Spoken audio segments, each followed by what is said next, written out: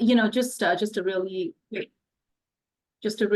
nugget here for RIT. I would say it's just incredible the amount of cross-functional experience you can get, and the combination of management and technology, I think, positions you even more for the future. So I also echo Reuben in saying I hope you make the right choice. I think you'll have a phenomenal experience, even though I only spent a year. It's just a very special place for me, and it really set me up very well. Thank you, Aparna. I really appreciate it. And last but not least, Jeannie. Thanks, Matt, and very honored to be here to have me, and also with Reuben and Aparna. So just starting from RIT, 93, 94 grad, I did my undergrad in public accounting, then jumped straight into MBA. There, I concentrated in finance and international business. Before that, homegrown, born Malaysian. In fact, I did my co-op actually back in Kuala Lumpur, Malaysia, in a company called NYNEX, which is New York, New England Telecom, which later on, I think it was AT&T broke up, and then now also Verizon. So have changed a lot in the telecommunication. Actually, before I attended RIT, I also spent 6 months with Intel. Long story short of that, the number one thing that attracted me to RIT was that as an international student, obviously you apply to many schools, you waited a long time for acceptance. RIT was the first one to get back to me. Second, the co-op program really attracted me. Third, I played volleyball varsity 4 years for RIT. So all of that came together for me, for someone who had to travel 20,000 miles sort of to come to school here. So after RIT, I immediately joined one of the top accounting firm, in this case, Coopers & Lybrand, today PwC. I spent 6 years, became a public accounting audit manager with them in Cleveland. Actually very happy there. But then I had an opportunity more internationally. So headed to the International Monetary Fund in 2001, or most of you know it as IMF. So basically, I've been there for 23 years. I think it's a bit interesting that I started in finance, did more controllership work, accounting, closing the books. But then I started again to internal controls, also system transformation. Later on, I also led the HR strategy to actually modernize the performance management and competency of 30-some job families in the fund. We are actually much smaller than anyone thinks. We're only about 5,000 staff and contractual employees, but we manage somewhat close to right now, maybe 1.5 trillion in terms of worldwide asset around the world, and loans to basically countries. Anyway, enjoyed my time tremendously in RIT, made a lot of good friends, but also became very close to the college administration itself. And full disclosure, I had a full graduate assistantship when I attended my MBA as well. So that definitely was very helpful to a poor international student then. So let me stop there, Matt. Thanks. Thank you, Jeannie. Really appreciate that. So we'll jump in here, and again, anyone who has questions, ask them at any point. We'll get to those as we progress through the session. But the first one, kind of starting high level, and Reuben, I'll start with you. How did your RIT education aid with your career track? Well, I'll talk about both degrees. Awesome school, awesome foundation for learning. I can tell you when I'm in a room with other people and they have similar backgrounds, my background, quite frankly, shines a little bit. I think the school made a huge difference. I was able to put all the tools in my tool bag and be able to change career tracks, pivot in marketplaces, do sort of things like that from a very practical point of view. That's what I liked about RIT. It was a very, very pragmatic, practical degree. And we can talk about other places I applied to, but just really loved what I learned and took away from there. And it helped me progress in my career all the way to running my own company. Thank you, Reuben. Appreciate that. Aparna or Jeannie, do you have anything else you want to add there? I don't have anything really to add other than to say that, I really appreciated the fact that there was such a practical focus when you think about the co-op program, and that really translated to companies coming on campus and being interested in hiring RIT grads, because there was a sense, I think, that, RIT grads would be able to hit the ground running, just given the fact that there is such an emphasis on co-op and practical sort of experience in conjunction with, the learning that comes through academic rigor. Yeah, I would add that RIT being at that time, and hopefully still, one of the most wired campus in the country. To me, I think just not only the business discipline, but I think just being surrounded openly, I think, by technology and also, friends and colleagues. Full disclosure, I got married to an engineer from RIT as well. So I think that whole idea of just the technology, and honestly, today with finance and accounting, you can't even separate, I would say, the two domains. So I think just being surrounded, and I think that in terms of my own career and moving into system transformation, definitely, I think, stood out perhaps among many of my, I would say, maybe more traditional finance or accounting colleagues. Thanks. Thank you. I think the one thing I'll just throw in too is, as you all, again, are thinking about grad study, the co-op program at the graduate level is optional, right? So if you're coming in with experience already, great. You're going to get further practical experience in the classroom as well. I think that's really important to understand is there's a lot of capstone oriented projects to work on. You get the opportunities to build business plans, cross-disciplinary as well, interdisciplinary, which I think is really important as you just work and continue to grow as a professional. So I think that's another thing that is of value as well to add there. So for Reuben and Jeannie, I know both of you did a co-op experience. So what can you tell us about that experience? And again, just how that kind of laid the groundwork for where you wanted to go in your career from a starting perspective. I'll go first, Jeannie. So I did not do a co-op in the MBA program because it was an executive program, and that was every other weekend. We'll talk about that later.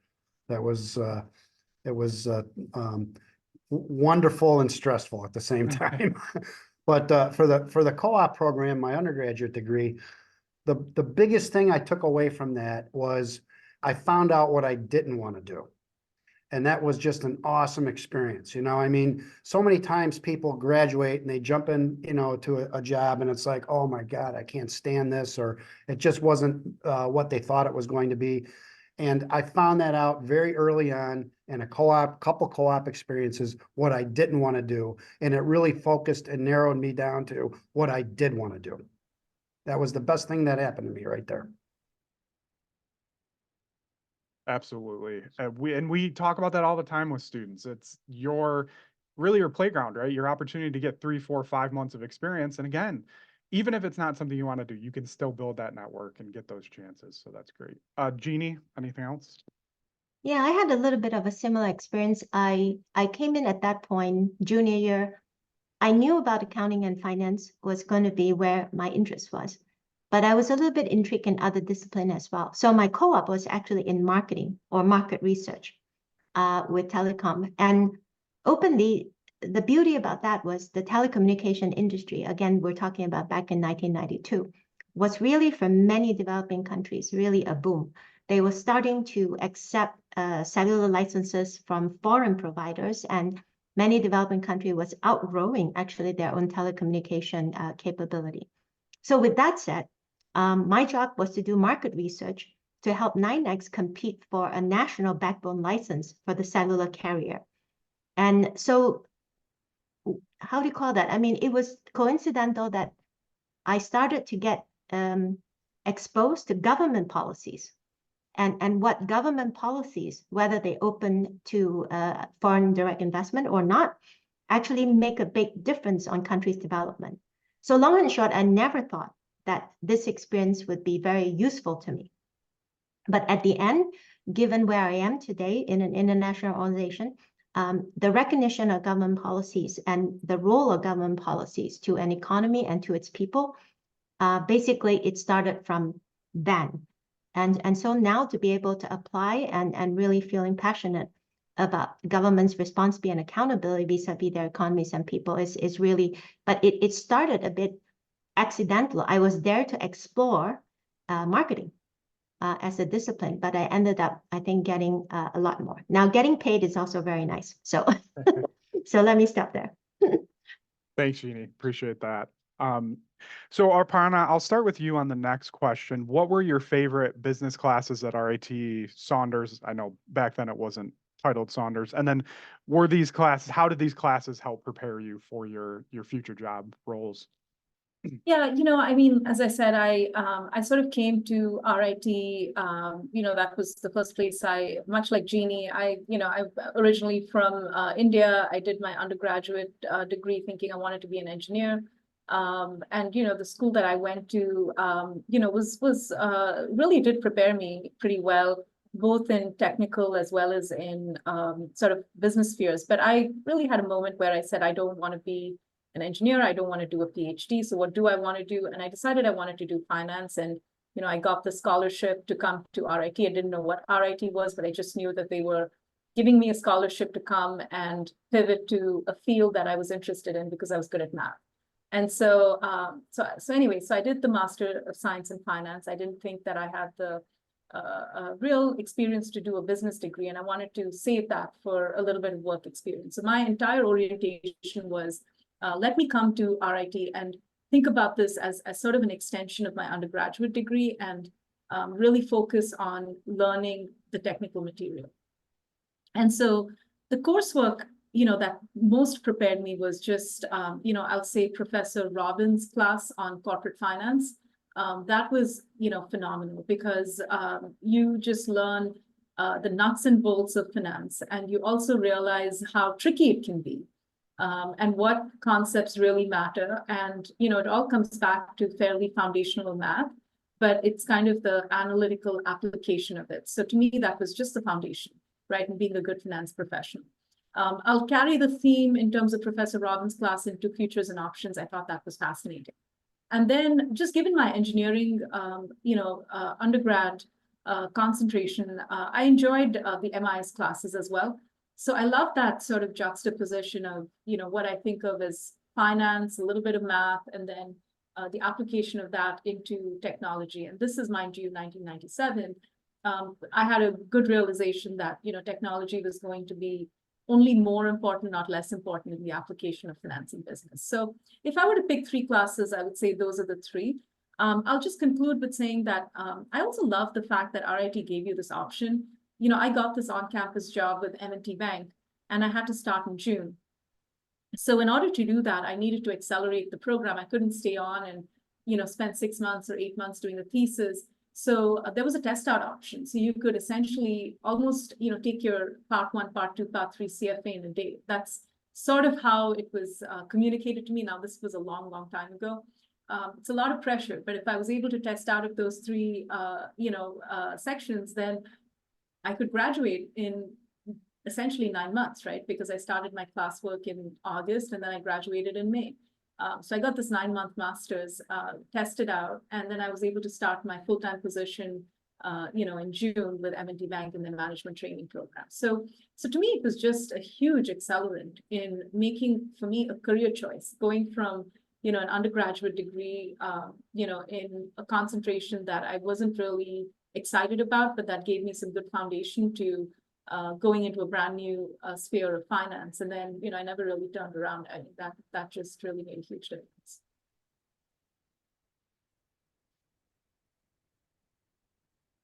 Thank you, Aparna. Appreciate that. And for those, Dr. Rob.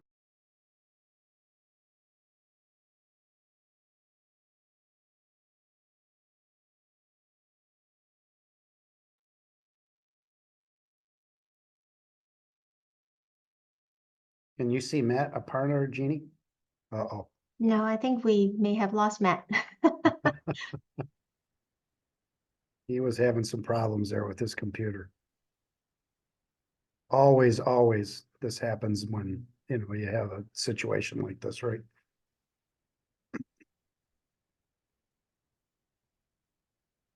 I hope he knows that we lost him, so I think. Yeah. just Matt, let if you him can know. hear us, we can't see Yeah. you.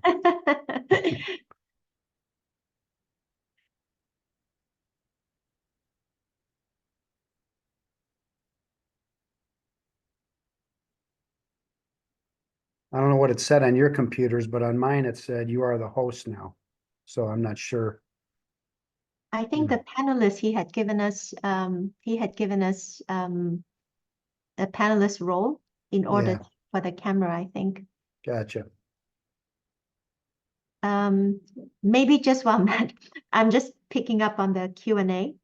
If I guess the audience is helpful, at least there's one question that seemingly addressed to me. I can go ahead and provide that answer. So on the graduate assistantship, I think, actually it's not too big of a secret.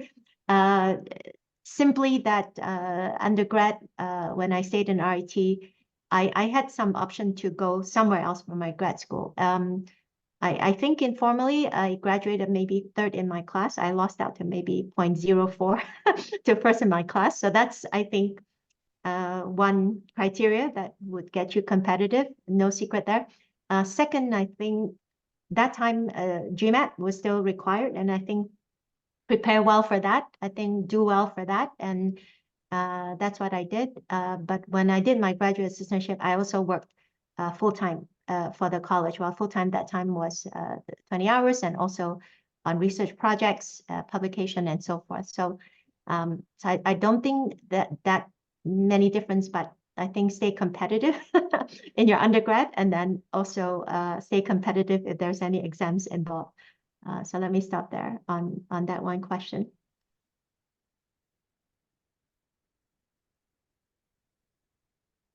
Couple of the favorite classes that I had, I'll just jump in here, was economics and finance also. I loved finance there. I was an engineer, so I didn't have a lot of business background. I'm working with a bunch of marketing people when I was in sales. And so, you know, in sales and marketing. So I really just wanted to get that degree and, you know, finish that one off. So I really understood, you know, what was going on. The nice thing about what I learned at RIT in that graduate program was I had enough tools in my tool bag. You know, I keep saying that, but I was able to go into starting my own company. I always had an affinity for startups, and it allowed me to basically file the patent, not that that allowed me to do that, but file the patent, start a company, start an LLC, look for investment, put together the pro formas, et cetera, where I was able to get, you know, a partner in Verizon, you know, wireless. And we've been at it. We sell memberships. We've sold 4 million memberships over the last few years. So at $30 a piece. So it was a wonderful experience and allowed me to rise to start my own company.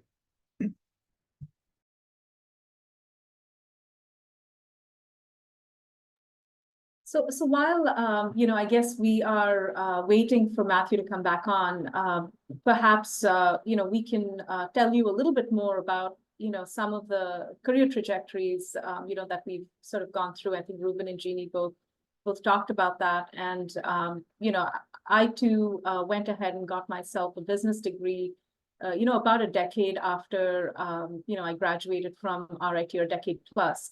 But you know, I'll just say that, you know, as I think about my own career trajectory, looking back now with, close to 28 years under my belt, I had to do the math very quickly on that, including, you know, internships and so on, and maybe it's a little less than that. You know, I'll just say that, you know, honestly, having that technical grounding in a discipline is extremely important. And, you know, I think I mentioned that RIT really gave me that. And then being able to leverage that and spending what I would call the first quartile of my career in being very good technically, you know, I think laid the foundation for me to go on and take on leadership roles. So it was just an approach that I took on. I didn't think of myself as being a great strategist or being a, you know, thinking about this in terms of managing, you know, large teams coming right out of RIT. I went to RIT to learn the discipline of finance. And then I spent the next, you know, 5 or 8 years really going through progressive roles and being that sort of technical leader.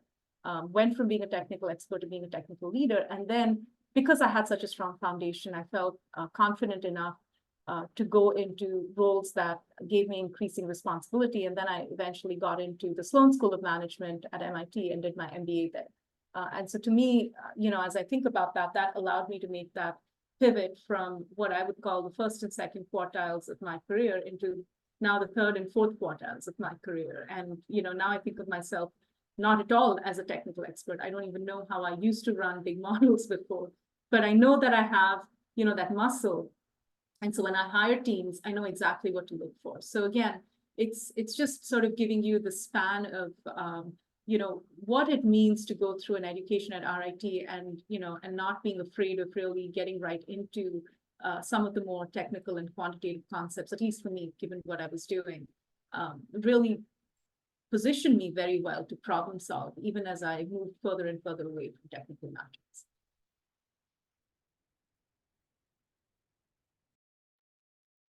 I thought maybe to take on a question that may be posed by Frank on extracurricular.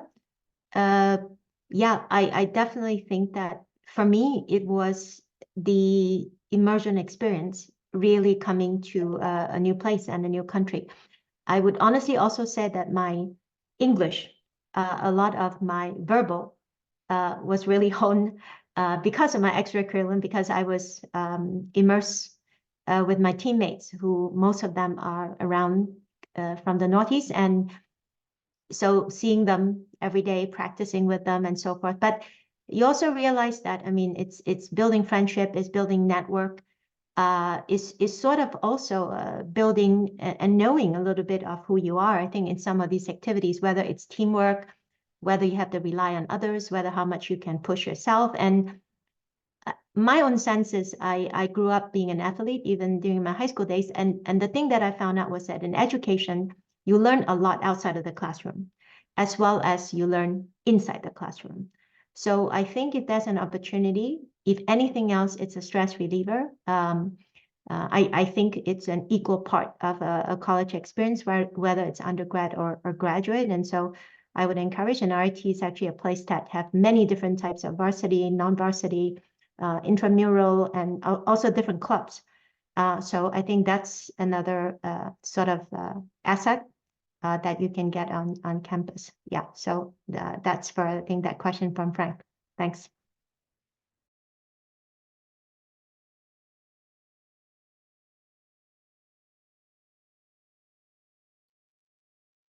I can address, let's see, what was the most difficult challenge that I had to overcome in my program?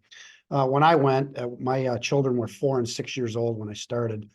And so it was all day Friday and Saturday, every other weekend. So being away from my family, my son was getting older. Obviously, my daughter was getting older. They were in extracurricular activities. But at that time, I said, if I'm going to do it, I got to do it now before they're a little older. And so that was a big challenge. The second challenge was, we were broken into teams. We had a team of 4, and I can't remember how they picked the teams, but everyone often doesn't see eye to eye, and we had one team member that we didn't see eye to eye with. It was kind of like 3 against 1, and although we always capitulated, and we said, okay, we'll do it this way, etc. But that was very challenging. That was in the first year, so it was a great experience. Taught me how to really learn and deal with somebody that was difficult and a very close approach. But I got through it, and I learned a lot from it.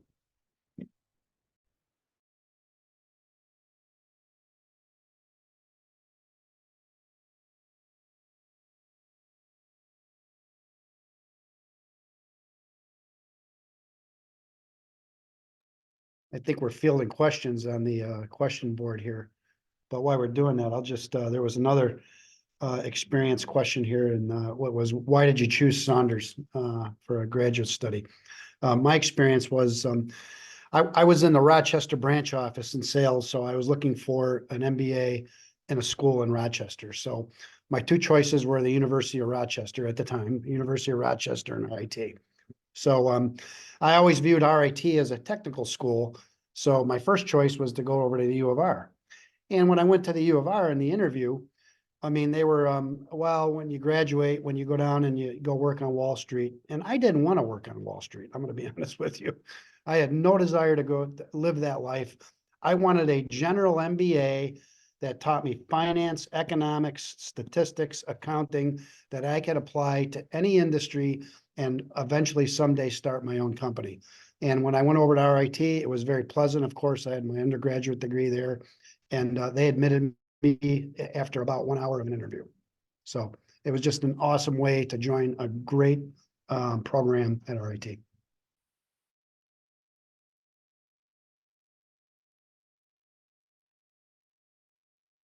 All right, I apologize. Can you hear me okay? We can, Matt. Welcome back. Technology and I are not having a good day today. Everyone's been there, buddy. Appreciate you stepping in there. Okay, so should we just jump into some Q&A then? Here, I do see a few questions that I'd like to touch on. All right, so I think we hit on this a little bit as you graduated. How did RIT prepare you for your next level in career? And beyond that, kind of being able to grow into top level management careers, right? Because all of you kind of hold those roles.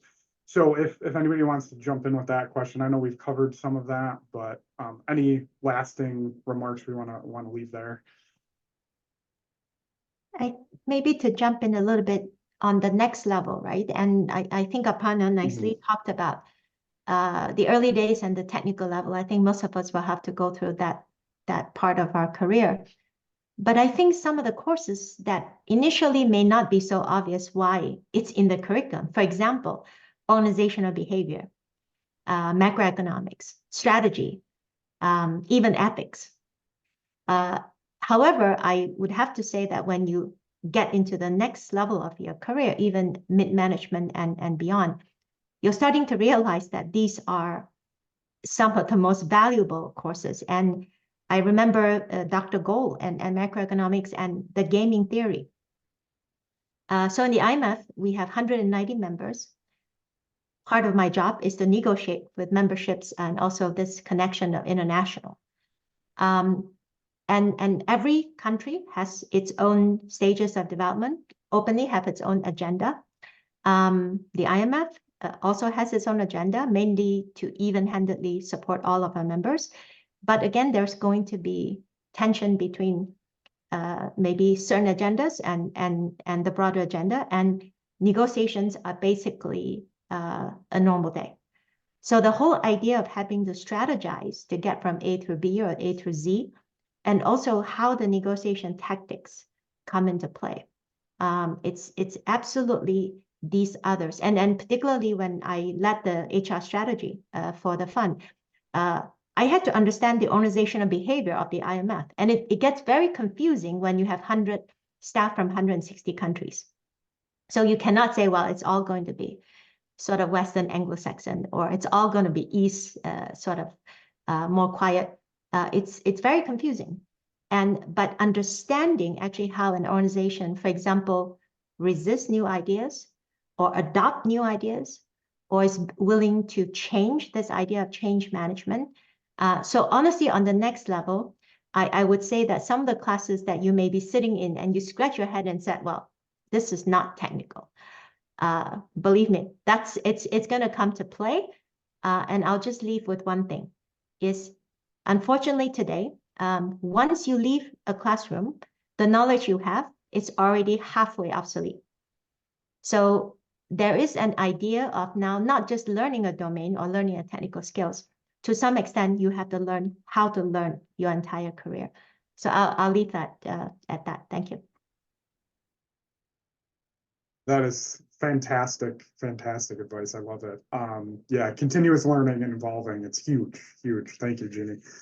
Anything else anyone wants to add with this one? There's a few others in the queue as well. I think the strategy class and learning about core competencies, that was awesome. You know, you really don't think about that, you know, in your present position, but as you get higher up, those are the things that you can leverage in a company, and you can use that to explore different businesses. How can your technology and how can what you're doing apply to other businesses and other markets? And I would agree with Jeannie there, the organizational behavior. Those were things that, you know, I took away about agency theory and how managers think. And, you know, sometimes they have their own agendas. These are things you really don't think about when you're in class there, but as you get higher up, those come back to you and you're like, ah, that was what we were talking about. Exactly. And it was just a really, really good overall experience.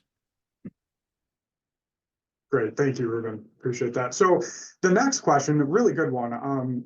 Can you speak to any career missteps that you have experienced and how you were able to pivot or overcome those challenges?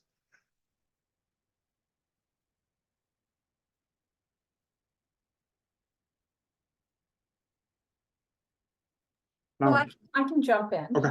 You know, it's always really challenging when you're going through something that's difficult than when you're looking back. And I think introspection is extremely important.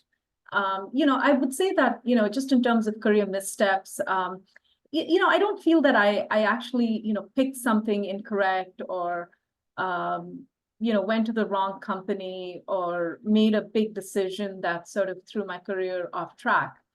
But I would say that when you're going through projects or you're leading teams or you're managing through a lot of complexity and change, it's very easy to make missteps. And it's very important to look back on those missteps and ask yourself, you know, what could I have done better? So for me, I always welcome and appreciate feedback. I find it very difficult when I'm going through a process and I get very difficult feedback. I think we all sort of experience that, right? It's always nice to hear positive feedback. It's very difficult to hear constructive feedback. But very honestly, I think constructive feedback is really what propels you to being better and continuing to scale new heights.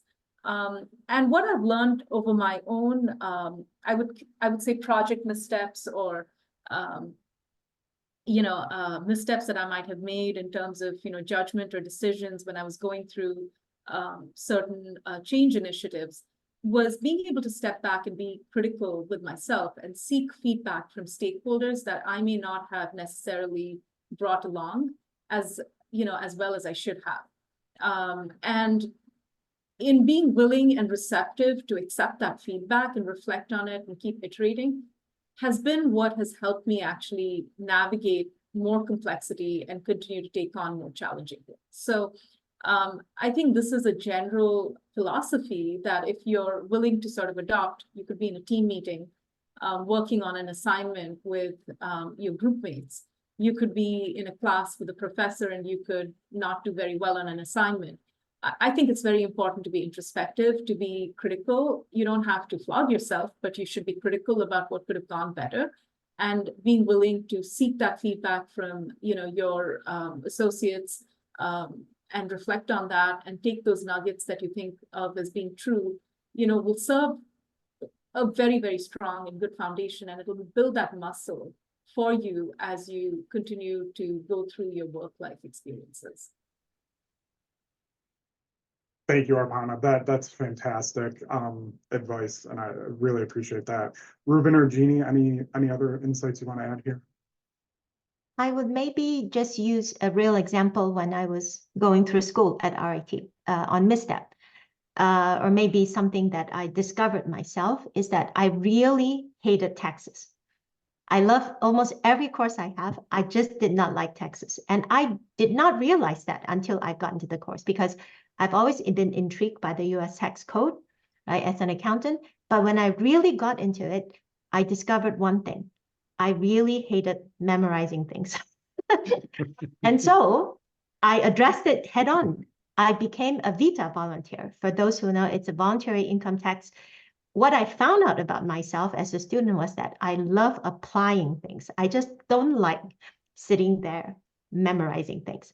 So by being a tax volunteer, I actually had to perform complete tax forms for students, understand tax treaties of certain students, and, you know, basically whether someone could get a standard deduction or someone got something more or less. And actually many students were also working, so taxes was part of it. So this is a learning experience that in life or later on in your career, or especially when in school, you may learn something about yourself that you didn't know. And that's okay, but you shouldn't also shy away from it, and you should try to, I would say, attack it heads on. So what I did anytime that I hated to do something, I find a way to get me a lot of practice and apply. And then before I knew it, through that experience, I got better. Still never got an A in Texas, but I love my faculty, Dr. Shringan. We're still in touch for a long time. It doesn't mean that it nothing to do with the faculty or the subject matter. I just found out that I'm not cut out to be a tax attorney. And so I addressed it head on and did a lot of application and practice, and I got better. So thanks. I would say probably the one of the career missteps I had was when I graduated in the EMBA program. That was 96, and I left IBM after 13 years in 97. And I had a pretty good career path going there and had a lot of good executive contacts. At the time, I wasn't an executive. And there was an executive that was back in Fishkill, and he was actually, I think he was the general manager of all IMD and IBM manufacturing and development. He was running about a $10 billion business. And I remember we were, he was kind of dancing around hiring me. And, you know, I didn't realize until afterwards that I probably could have jumped on that, and I probably could have become a director of sales right there, then and there for him. But at the time I was looking for a change, and I wanted to kind of get out of electronics. So, you know, I look at that, that's sawdust. That was a decision, but that was a misstep. I just often wonder where I would have been right now in IBM had I done that. But what I've learned over the years is I've learned I didn't like criticism when I was younger, when I started my career, but I've learned to accept criticism. And you know, I don't know it all, and I think criticism is good. You just all these suggestions, etc., it's very good, and it just allows you to look at things differently. Thank you, Reuben and Jeannie. Appreciate those fantastic insights. So for Aparna and Jeannie, regarding our international student population. So given your experience, what advice might you give to international students to be successful in today's environment?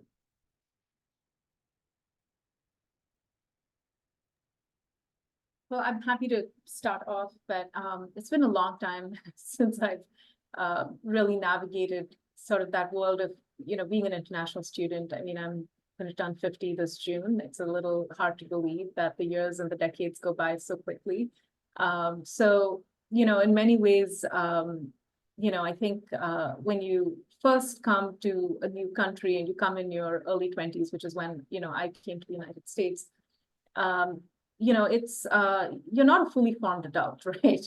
I mean, you've sort of just gone through school and high school, and now here you are, and, you know, you're sort of on your own, and you're trying to assimilate into not just a new sort of lifestyle for me as a graduate student, but also in a brand new continent, in a brand new country. You know, for me, I think, you know, growing up, I did travel a lot. I did, you know, I did actually have some advantages of seeing different cultures. I didn't stay in the same place. I lived in a different country also when I was a bit younger. So in a certain sense, you know, that assimilation wasn't difficult. My parents enjoyed traveling, so we traveled to other countries. So I was fortunate in that regard. So when I came to the US, it wasn't all sort of brand new in terms of just the environment. But what was hard was, I think, just knowing that you have to, you know, navigate something on your own, and you couldn't just pick up the phone and call for help, you know, immediately. So it builds a certain sense of sort of character and resilience that you don't know that you have until you're actually in that situation. And then the other thing is, you know, I came to RIT with a scholarship. I was, you know, I was note-taking. I was doing a lot of other things just in terms of being fully self-sufficient. That really propels you very fully into adulthood. And so when I got my first job on campus, it was, you know, it was just very easy to take charge of your own life and become really fully independent without really being reliant on sort of that safety net or that support system. So I would say that as an international student, you know, my own learning was to be very diligent, to really take in everything you possibly can, to learn as much as you can, to be intellectually curious. Because if you're not, and this isn't just about the subject matter, because most of you are pretty smart, you know, if you're planning to go through a graduate degree, you're going to be able to do it. It's also taking the time to network with your peers and with your classmates and understand, you know, the cultural framework that you're operating in, so that you can just assimilate in a more holistic way. I think that is absolutely important, because you're going to go out into the real world and start to work. So you want to make sure that, you know, you can be authentic and you can be yourself, but you can also operate with the right cultural framework and reference points. Thank you, Aparna. Jeannie, anything else that you want to add there? I would say in the academic environment, for international students, I think first is to honestly actually understand, I would say, your adaptation or your gap, basically your culture, or what I call inherent tendency against the culture in the classroom and eventually in the company. All I'm saying is I absolutely agree with Aparna that you don't have to lose yourself, but you do need to recognize the expectation of the classroom and workplace. Case in point, I saw myself as very much an extrovert when I came to the US. Not for the fact that when I sat in my freshman seminar, I realized I was very far from the definition of an extrovert. So I learned how to be more active, to raise my hands. It was uncomfortable. It was uncomfortable to address my professors in first name basis. But again, I think a lot of things in life, it's about making uncomfortable, addressing it, and then making just part of you. That doesn't mean you have to give anything up of yourself that you brought to the US, but I think it's very open that you can actually add a lot of things onto what I call your equity, your own competency and your own equity. But I would leave something, I think, for international students after school, is do not lose your language skills. It is absolutely, even on, for example, I started with, Big 5 that time, Big 4 now. I mean, PwC that time operated, I think now still more than 200 countries. So you have opportunities if you travel and like for me now, I have, 190 countries, but I work with staff 160. And I can tell you that language makes a difference in negotiation because it conveys the same message in a different way.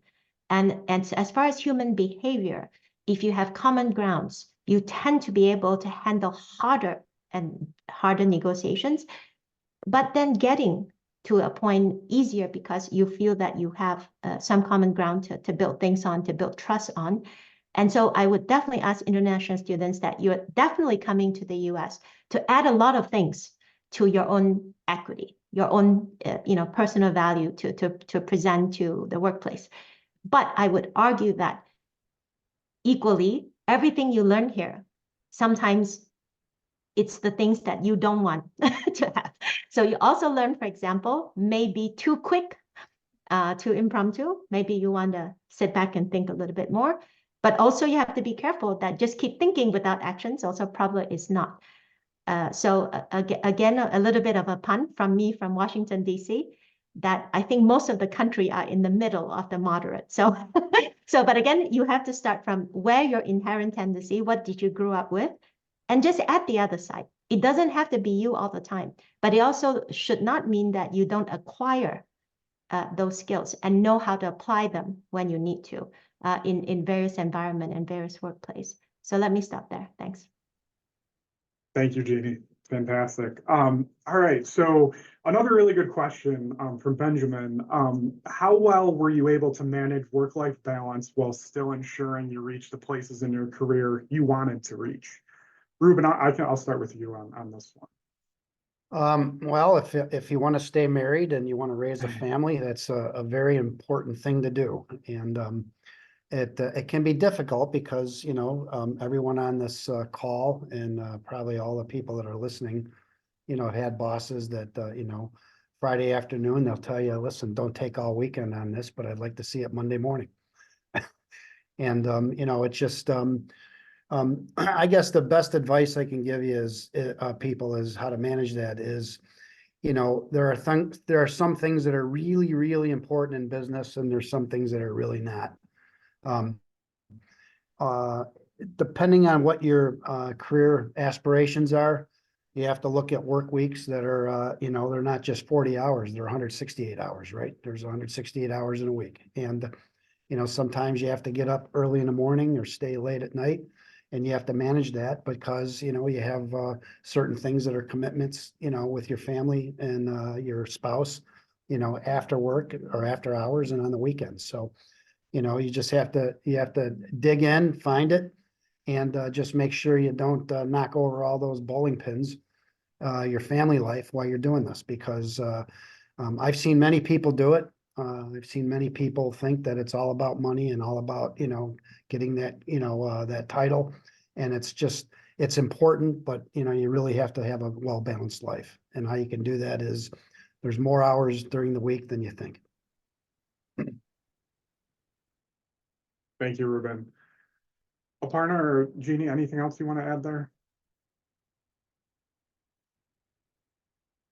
No, I completely agree with Reuben. I think balance is incredibly important, and that balance has to be something that you strive towards right from the get-go. And, you know, and it's at the end of the day, I think, you know, maybe take a step ahead and look at, you know, where you think you want your life to be 25, 30, 35 years from where you're standing, and what will make you, it's a good exercise, right? What will make you really complete and make you feel really good, and stress test, right? If you went towards just career and just money, will that make you happy? Really define that for yourself, because then you can build that sort of roadmap, and your career becomes one of the many pieces of that roadmap. And you can really sort of navigate that very effectively. Again, you can't sort of prescribe everything, but I think, you know, just I really want to echo what Reuben said. I think balance is very, very important. I think for me, absolutely, as Reuben and Aparna, a balance is one thing, but I think also I'm very practical. I will understand all my support options all around me, right? And that sometimes your options are really good. Like my spouse is very supportive of my career. My in-laws are very supportive of my career, but also a great team. So sometimes you have to build your option. Basically, for example, when you have a choice, again, not always the choice is there. I seek out managers that sort of share a little bit of my values. And when I became one, I really ensure that I set the tone at the top as well. For example, simple things like technology, where I just delayed. I work Sunday, but I always delay sending anything to my team Monday morning at 6 a.m. They know I don't wake up at 6 o'clock to send them that email, but they appreciate don't have to hang that email over their head, as an example, right? So I would say, try to understand your options, company policies, and things like that. But I think when you have the opportunity, also build that option, hire the right people, work for the people that align with your values, right? And again, acknowledging that these are not always easy to come by, right? But I think when you have opportunity and even company policy, a lot of people let it go by without really understanding what those things are. And I would say the current workplace and anticipate the future workplace actually would be much more supportive. I know that my Big Four colleagues do not work the hours that I used to work. And it's because they were the first to allow a 2-week holiday between Christmas and actually New Year's. And actually that time, even the public sector did not go there, right? So my point is, I think advocate for it, right? Advocate for that balance. I think seek out policies that really support that and use it because you're entitled to it. Nothing wrong with that. But I guess if you're a little bit luckier, you could find your team and including people around you, family and loved ones that are incredibly supportive of that. And it is true that without that, it's very hard to achieve. And I think for maybe ladies and now gentlemen as well, because both maternity and paternity policies are equal nowadays, is that to know that your career doesn't have to be straight line. Meaning that at some point of your career, you may prioritize family because they need you. My daughter is in junior right now, and believe me, even if I time, she doesn't want to see me. So I think there's a time that I can focus on my work family, and I think there's a time that you can focus on other families. So let me stop there. Thank you. Thank you, Jeannie. Appreciate it. So we have about 2 minutes left. So I just wanted to open up to Reuben, Jeannie, and Aparna. Are there any closing remarks you'd like to close on? Anything you just want to leave the audience with as we wrap up? I'd say make the right decision, come to RIT. It's a great family. You're gonna get a great education. And you'll remember it and take it with you the rest of your life. It was an awesome experience for me. It really was. Thank you, Reuben. Can't say it any better. Fully second. I'll throw in a third. Make the right decision. I think you'll be well served, and I think you'll get that at RIT. All right, thank you. Thank you all three. I really appreciate your time.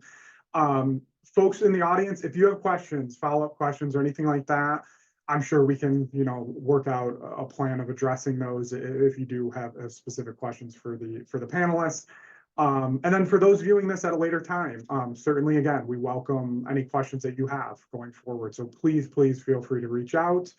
You can find my contact info right on the College of Business website, Matthew Cornwell. And again, we can make connections as we work forward, but happy to address any of that going forward.